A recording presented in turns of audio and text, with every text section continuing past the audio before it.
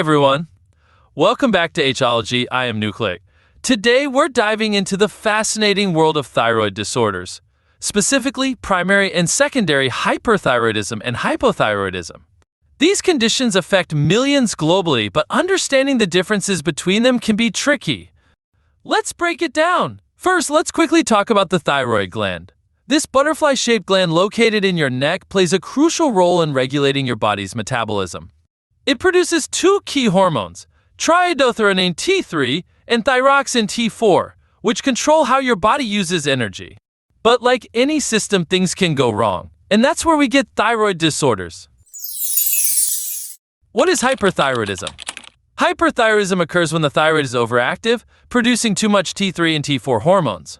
This speeds up your metabolism, causing symptoms like weight loss, rapid heartbeat, and nervousness. But did you know hyperthyroidism can be classified into primary and secondary types? Primary hyperthyroidism. In primary hyperthyroidism, the issue originates in the thyroid itself. It's like the gland is malfunctioning on its own. A common cause is Graves' disease, an autoimmune disorder where the body attacks the thyroid, making it produce too many hormones. Secondary hyperthyroidism. On the other hand, secondary hyperthyroidism is caused by problems outside the thyroid. Typically, it's an issue with the pituitary gland. The pituitary, which regulates the thyroid, may produce too much thyroid-stimulating hormone TSH, leading the thyroid to overwork.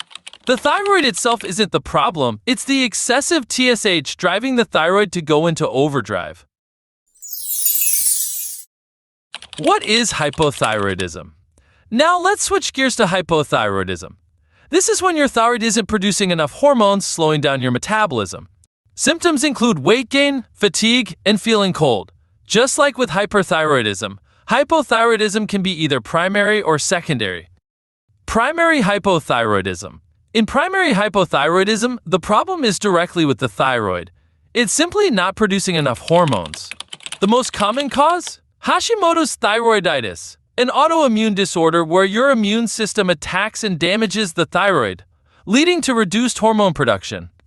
Secondary hypothyroidism. In secondary hypothyroidism, the thyroid is functioning normally, but the pituitary gland isn't releasing enough TSH to stimulate it.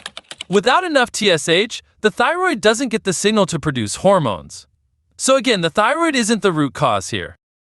To summarize, the key difference lies in where the problem originates. In primary disorders, the thyroid itself is malfunctioning. In secondary disorders, the issue is with the pituitary gland or another part of the brain that controls the thyroid. Clinical significance of hormones.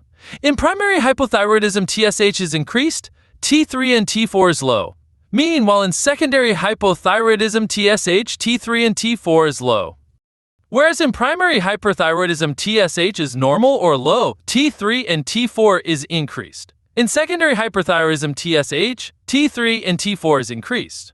Diagnosis and treatment. Diagnosing these conditions typically involves blood tests that measure T3, T4, and TSH levels.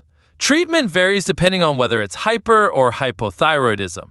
For hyperthyroidism, options include medications, radioactive iodine, or surgery. Hypothyroidism is usually managed with daily thyroid hormone replacement. Understanding the differences between primary and secondary thyroid disorders is key to getting the right diagnosis and treatment. If you're experiencing any symptoms, be sure to consult a healthcare provider. Thanks for watching, and if you learned something new, don't forget to like and subscribe for more educational content. Stay healthy, and we'll see you in the next video.